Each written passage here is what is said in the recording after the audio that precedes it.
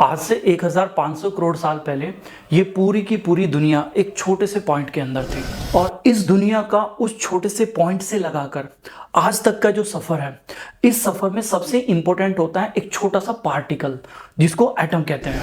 आज हम इस एटम के बनने की कहानी को बहुत ही सरल भाषा में समझेंगे ताकि आपकी केमिस्ट्री में समझ और भी बेहतर हो सके। 1500 करोड़ साल पहले ये पूरा का पूरा यूनिवर्स यानी पूरी की पूरी दुनिया एक छोटे से पॉइंट के अंदर थी और इस पॉइंट का टेम्परेचर एंड डेंसिटी इतनी ज्यादा थी जिसको मेजर कर पाना असंभव था और इस पॉइंट पर फिजिक्स के सारे लॉ फेल हो जाते थे। फाइनली इस पॉइंट के high temperature and high density की वजह से इस पॉइंट में ब्लास्ट होता है और इस ब्लास्ट को नाम दिया जाता है बिग बैंग। इस ब्लास्ट यानी बिग बैंग में बहुत सारे छोटे छोटे पार्टिकल्स वहां पर फॉर्म्ड हुए। जो ये पार्टिकल्स बिग बैंग में बने थे, देखा गया इन पार्टिकल्स में से कुछ पार्टिकल्स पॉजिटिवली चार्ज थे और इन पॉजिटिवली चार्ज पार्टिकल को ब्रिटिश फिजिसिस्ट रदरफोर्ड ने नाम दिया प्रोटॉन। यहाँ पर प्रोटॉन के साथ साथ कुछ ऐसे पार्टिकल्स भी फॉर्म्ड हुए थे जिनका मास ऑलमोस्ट प्रोटॉन के मास के बराबर ही था, लेकिन उन पर कोई भी चार्ज नहीं था, यानी वे पार्टिकल न्यूट्रल थे। इन पार्टिकल्स को ब्रिटिश फिजिसिस्ट जेम्स चैडविक ने नाम दिया न्यूट्रॉन। इस बिग बैंग में न्यूट्रॉन एंड प्रोटॉन के साथ साथ कुछ ऐसे पार्टिकल्स भी फॉर्म्ड हुए थे जिन पर नेगेटिव चार्ज था और इन नेगेटिवली चार्ज पार्टिकल को फिजिसिस्ट स्टोनी ने नाम दिया इलेक्ट्रॉन।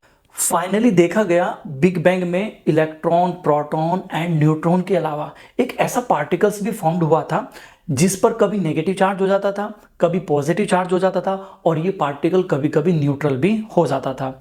इस पार्टिकल्स को जापानीज फिजिसिस्ट युकावा ने नाम दिया मिसॉन। ये जो बिग बैंग में 4 टाइप के पार्टिकल्स बने, इन चारों के चारों टाइप के पार्टिकल्स की एनर्जी बहुत ही ज़्यादा थी और ये एनर्जी ज़्यादा होना ही इन पार्टिकल्स का इनके लिए एक प्रॉब्लम थी। अब पार्टिकल की हाई एनर्जी होना पार्टिकल के लिए कैसे प्रॉब्लम होती है, इसका आंसर मिलता है हमें एक थ्योरी में जिसको हम कहते हैं क्वांटम थ्योरी। पार्टिकल की हाई एनर्जी पार्टिकल के लिए कैसे प्रॉब्लम होती है, इसको समझने के लिए क्वांटम थ्योरी के केवल आपको 2 स्टेटमेंट याद रखने चाहिए हमेशा, और ये दोनों के दोनों स्टेटमेंट पूरी की पूरी केमिस्ट्री में अप्लाई होंगे। स्टेटमेंट नंबर 1, क्वांटम थ्योरी कहती है किसी पार्टिकल की एनर्जी जितनी कम होगी उस पार्टिकल की स्टेबिलिटी उतनी ही ज्यादा होगी, यानी particle in lower energy will be more stable. Statement number 2, यहाँ पर क्वांटम थ्योरी कहती है हर एक पार्टिकल अपनी एनर्जी को डिक्रीज करना चाहता है, यानी पार्टिकल हमेशा लोअर एनर्जी में जाना चाहता है। लोअर एनर्जी में जाने का मतलब अपनी स्टेबिलिटी बढ़ाना चाहता है। क्वांटम थ्योरी के दोनों स्टेटमेंट से अब वापस अपने टॉपिक पर आते हैं। तो ये जो बिग बैंग में 4 टाइप के हाई एनर्जी पार्टिकल्स फॉर्म्ड हुए थे, अब इनका केवल एक ही टारगेट होता है, कैसे ना कैसे करके अपनी एनर्जी को कम करें और अपनी स्टेबिलिटी को बढ़ाएं। अब अपनी एनर्जी को डिक्रीज करने के लिए इन चारों के चारों टाइप के पार्टिकल्स में से कुछ प्रोटॉन, कुछ न्यूट्रॉन, कुछ इलेक्ट्रॉन एंड कुछ मिसॉन पास पास आते हैं और एक स्फेरिकल शेप वाले घर में एक साथ रहना स्टार्ट कर देते हैं। इस proton, neutron, electron and meson के घर को ही हम कह देते हैं atom. Proton, neutron, electron and meson का ये जो घर है जिसे हम एटम कह रहे हैं, ये बिल्कुल आपके घर की तरह ही होता है। आपके घर में जितने भी मैरिड मेल हैं वो सभी प्रोटॉन हैं, आपके घर में जितने भी मैरिड फीमेल हैं वो सभी इलेक्ट्रॉन हैं और आपके घर में जितने भी बच्चे हैं वो सभी मिसॉन हैं। जैसे हर घर में decision making power married male and married female के पास होती है, exactly in similar manner atom में भी जो मैरिड मेल है यानी प्रोटॉन, जो मैरिड फीमेल है यानी इलेक्ट्रॉन के पास ही डिसीजन मेकिंग पावर होती है। यानी एटम जब भी कोई डिसीजन लेगा ये डिसाइड करते हैं प्रोटॉन या फिर इलेक्ट्रॉन। जनरली केमिस्ट्री में जो भी डिसीजन लेता है एटम, ये प्रिडोमिनेटली डिसाइड किया जाता है इलेक्ट्रॉन के द्वारा यानी मैरिड फीमेल के द्वारा। आगे बढ़ने से पहले एक इन्फॉर्मेशन मैं आपसे शेयर करता हूं ताकि आप अपने भारतीय होने पर गर्व कर सकें। अब से 2500 साल पहले आचार्य कनाद ने अपनी स्क्रिप्ट में एटम के बारे में जानकारी दी थी। वेस्टर्न वर्ल्ड में केवल 200 साल पहले एक स्कूल टीचर जिनका नाम था जॉन डाल्टन ने एटम्स के बारे में लिखा। अब यहाँ पर क्वेश्चन ये आता है, जैसे proton, neutron, electron and meson एक साथ स्पेरिकल शेप वाले घर में रहना स्टार्ट करते हैं, यानी जिसको हम एटम कहते हैं, कैसे ये स्टेबल हो जाते हैं, यानी कैसे इनकी एनर्जी डिक्रीज होती है। इसको भी सबसे बेस्ट एक्सप्लेन करती है क्वांटम थ्योरी। क्वांटम थ्योरी कहती है किसी पार्टिकल की एनर्जी जितनी भी कम होगी वो पार्टिकल उतना ही ज़्यादा स्टेबल होगा। ये स्टेटमेंट मैं ऑलरेडी आपसे डिस्कस किया था। अब यदि पार्टिकल लोअर एनर्जी में ज़्यादा स्टेबल होता है तो क्वेश्चन यहाँ पर यह आता है कि पार्टिकल अपनी एनर्जी को कैसे डिक्रीज करता है। इसके लिए भी क्वांटम थ्योरी ही हमारी हेल्प करती है। क्वांटम थ्योरी कहती है यदि दो पार्टिकल्स हैं और इन दोनों पार्टिकल्स के बीच में अट्रैक्शन है तो इस अट्रैक्शन से हमेशा एनर्जी पार्टिकल्स की डिक्रीज होती है। पार्टिकल्स के बीच में जितना ज़्यादा अट्रैक्शन होगा पार्टिकल की एनर्जी उतनी ही कम होगी और पार्टिकल उतना ही ज़्यादा स्टेबल होगा। जैसे हम एग्जांपल ले लेते हैं, यदि एक पार्टिकल पॉजिटिवली चार्ज है और दूसरा पार्टिकल नेगेटिवली चार्ज है तो अपोजिटली चार्ज पार्टिकल के बीच में अट्रैक्शन लगेगा और इस अट्रैक्शन से इन दोनों की एनर्जी डिक्रीज होगी, यानी इनकी स्टेबिलिटी बढ़ जाएगी। क्वांटम थ्योरी ये भी कहती है यदि आपके पास दो पार्टिकल हैं, उन दोनों के दोनों पार्टिकल के बीच में रिपल्सन लग रहा है तो इस रिपल्सन से उन दोनों पार्टिकल्स की एनर्जी हमेशा इंक्रीज होती है। एनर्जी इंक्रीज हो रहा है तो स्टेबिलिटी कम हो रहा है और ऐसा कोई भी पार्टिकल नहीं चाहेगा। अब रिपल्सन कहां पर लगता है? यदि दो सेम चार्ज वाले पार्टिकल्स हैं, मान लीजिए एक पार्टिकल से है एक पार्टिकल से है, इन दोनों पार्टिकल्स पर सेम चार्ज है, लेट्स सपोज पॉजिटिव चार्ज है, तो इनके बीच में रिपल्सन लगेगा और इस रिपल्सन से इन दोनों की एनर्जी इंक्रीज होगी।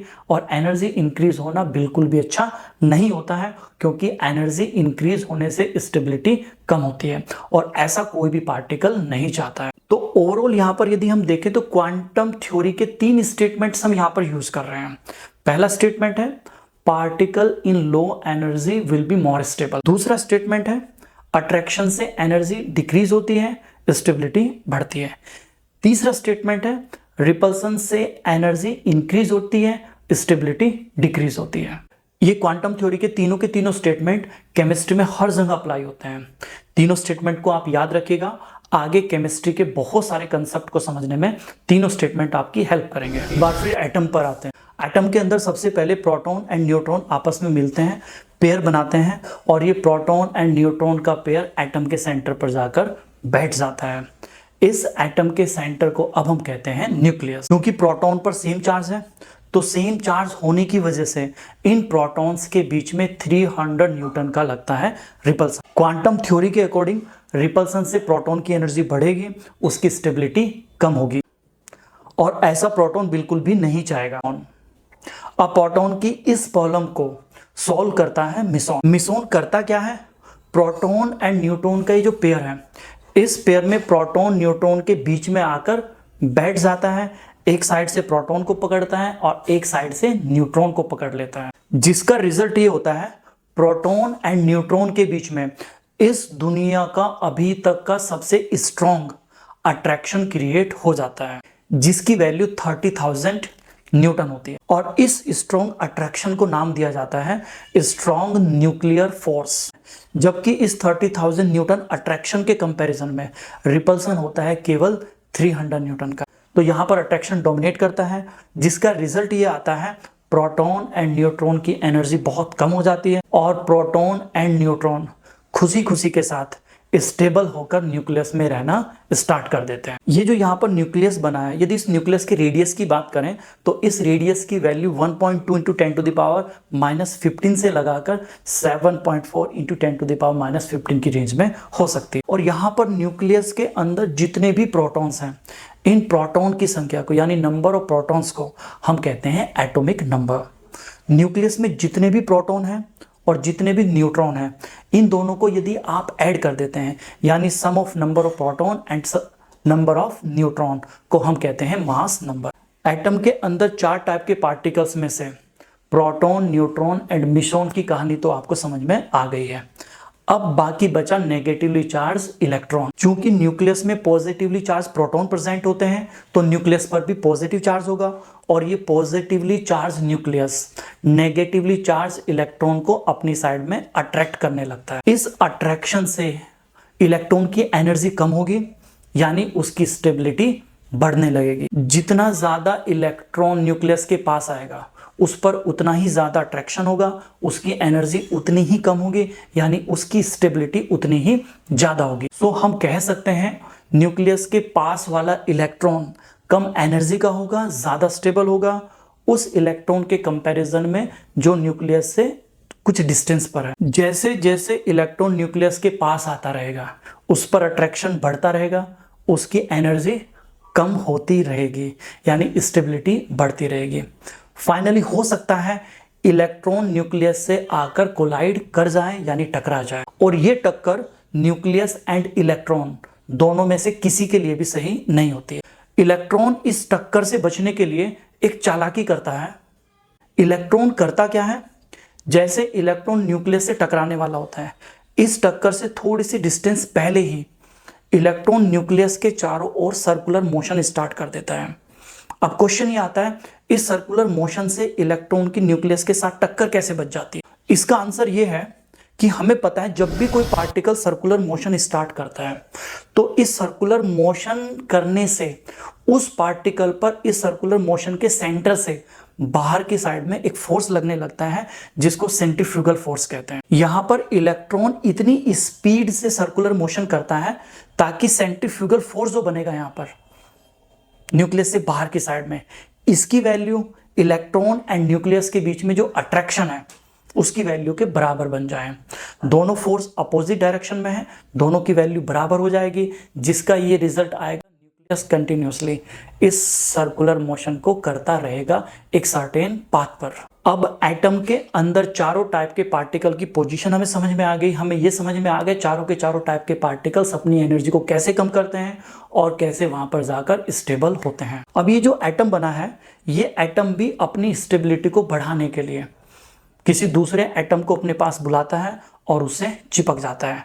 यहाँ पर ये जो एटम का कॉम्बिनेशन बन रहा है, जिसमें 2 एटम भी चिपके हो सकते हैं, 3 भी हो सकते हैं, 4 भी हो सकते हैं, इस कॉम्बिनेशन ऑफ एटम को हम कहते हैं मॉलिक्यूल। अब ये जो मॉलिक्यूल बने हैं, ये मॉलिक्यूल भी अपनी स्टेबिलिटी को बढ़ाने के लिए एक दूसरे से चिपकना, यानी एक दूसरे से बाइंडिंग करना स्टार्ट कर देते हैं। एक मॉलिक्यूल फिर दूसरा फिर तीसरा, ऐसे ये बाइंडिंग करते रहते हैं और फाइनली मॉलिक्यूल के आपस में चिपकने से वो सब कुछ बनता है जिसको आप देख सकते हैं, जिसको आप टच कर सकते हैं, जिसको आप फील कर सकते हैं, जिसमें वेट होता है, यानी वो सब कुछ जो आपके सराउंडिंग में है, glass, paper, wood, sun, moon, सब कुछ, यानी पूरी की पूरी दुनिया।